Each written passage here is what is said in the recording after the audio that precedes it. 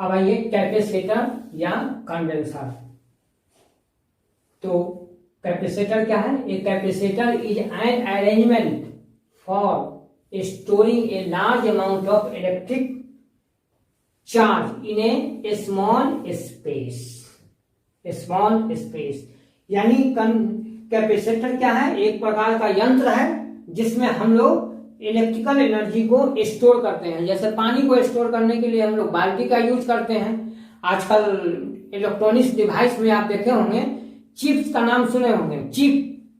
Chip में जो है कितने दाने होते हैं ये सभी लोग जानते हैं, लेकिन कितना स्मॉल होता है। तो कोई चिप का डिफिनेशन हो गया कि वो छोटा सा इलेक्ट्रॉनिक्स डिवाइस जिसमें 1000 मैटर को कंपोज कर दिया जाता है, उसको हम लोग कहते हैं चिप, छोटा चीज। उसी टाइप से है कि लार्ज एनर्जी, इलेक्ट्रिकल एनर्जी को छोटे रूप में स्टोर करने के डिवाइस को हम लोग कैपेसिटर कहते हैं।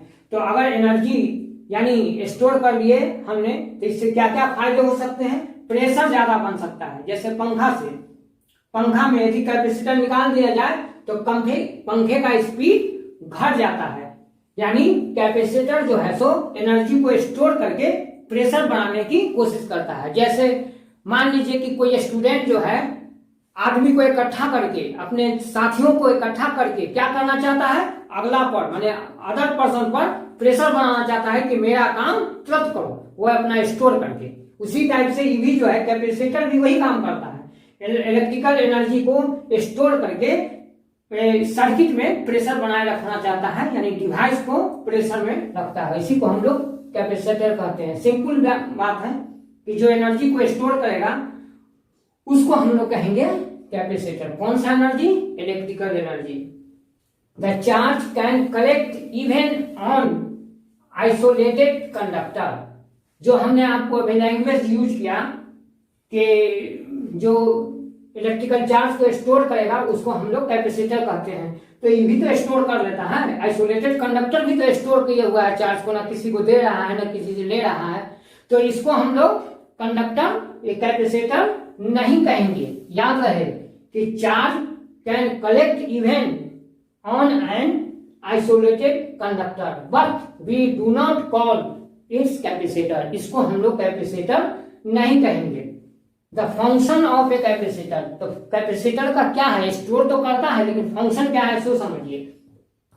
The function of a capacitor in fact is to increase the ability of a conductor to take up the charge.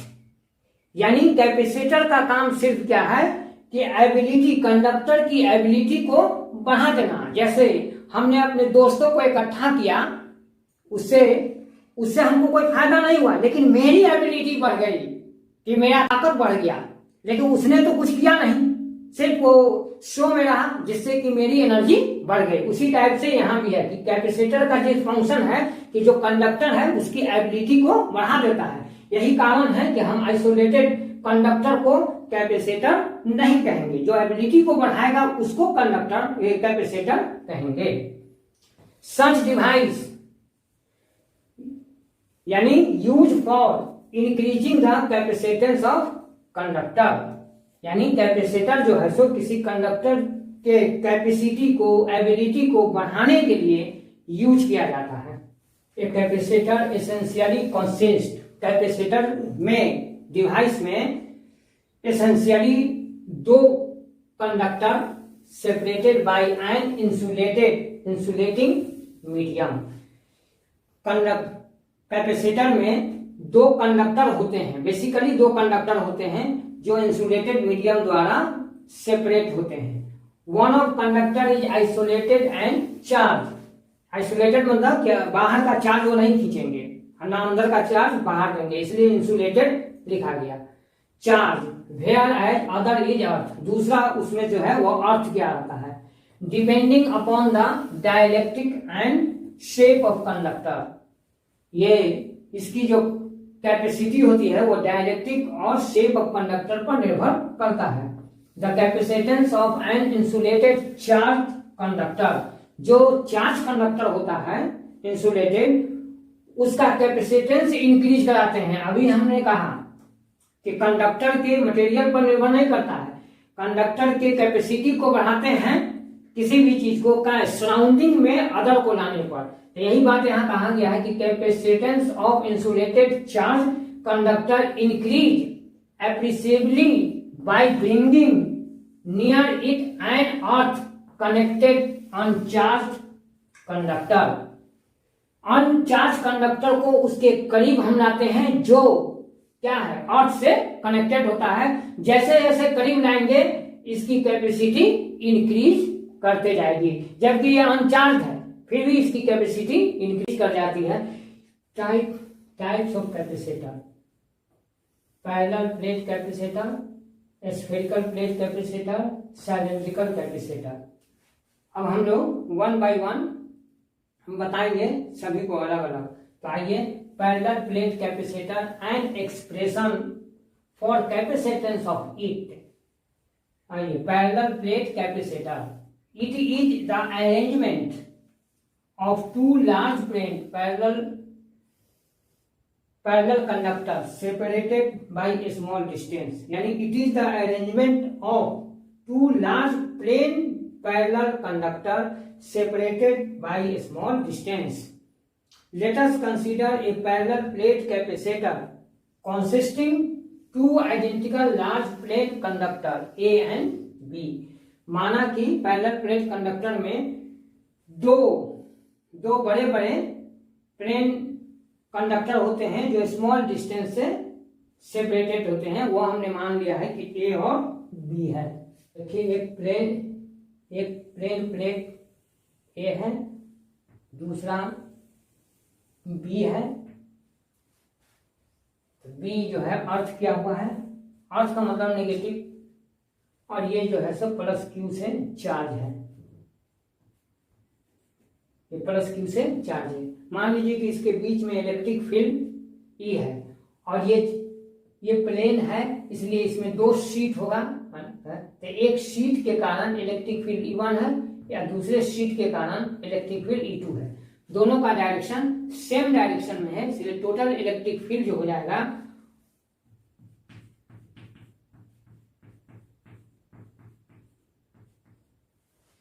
चलिए, late A be the charged,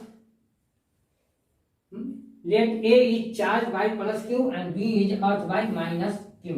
If plus sigma and minus sigma be the surface charge density of plate A and B, then sigma बराबर Q by A। आप inter में इसको पढ़ चुके हैं। Consider a point P between plates, plates के बीच में एक पॉइंट हम कंसीडर किया, यानी no medium is present, the electric field due to two sheet of the plane conductor is E1 and E2 in same direction। Same direction E equal to E1 plus E2। अब sheet के लिए होता है sigma by 2 epsilon naught, इसे plus sigma by 2 epsilon दोनों को जोड़ेंगे तो सिग्मा बाई एप्सिलॉन नॉट हो गया। यदि भी दोनों प्लेट के बीच का पोटेंशियल डिफरेंस है तो हम लोग फिर इंटर में पढ़ चुके हैं कि E बराबर होता है V बाई D2। इसे फ्रॉम 1 और 2 से ये दोनों इक्वेशन आपस में बराबर हो गए तो V equal to sigma by epsilon naught D। आप जानते हैं कि कैपेसिटेंस बराबर होता है चार्ज बाई वोल्ट, यानी पोटेंशियल। तो चार्ज रख दिए और ये पोटेंशियल रख दिए, ये दोनों को रखें, sigma sigma cancel, epsilon naught by A by D। If no medium is present between the plates.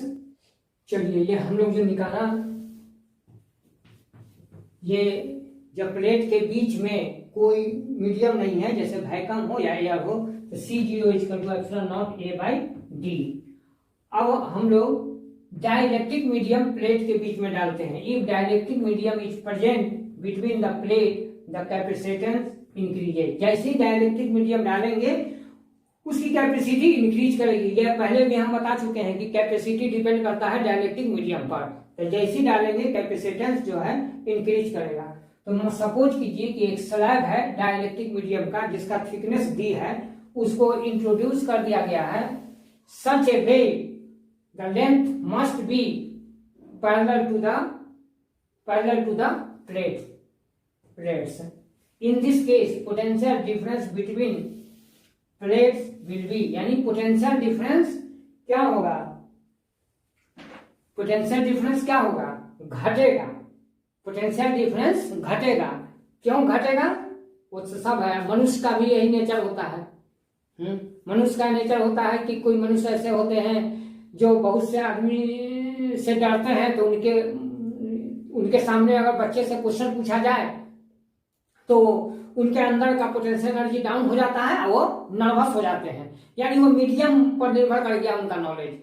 और उनको अकेले में पूछा जाए तो फटाफट जवाब देते हैं, लेकिन उनको 10 आदमी के सामने पूछा जाए तो उनका जो है सो नर्वस आ गया, इसलिए उनका जो है पोटेंशियल डाउन हो गया। तो यहाँ भी वही केस होता है, जैसी प्लेट के बीच में हम डाइलेक्ट्रिक मीडियम डालेंगे पोटेंशियल घट गया, तो पोटेंशियल घटेगा। तो आप जानते हैं कि C बराबर Q/V होता है, जब V जब घटा तो C ऑटोमेटिक बढ़ेगा। इसीलिए यहाँ लिखा गया है कि डाइलेक्ट्रिक मीडियम प्रेजेंट हुआ है प्लेट के बीच में तो कैपेसिटेंस इंक्रीज करेगा। देखिए ये 2 प्लेट है,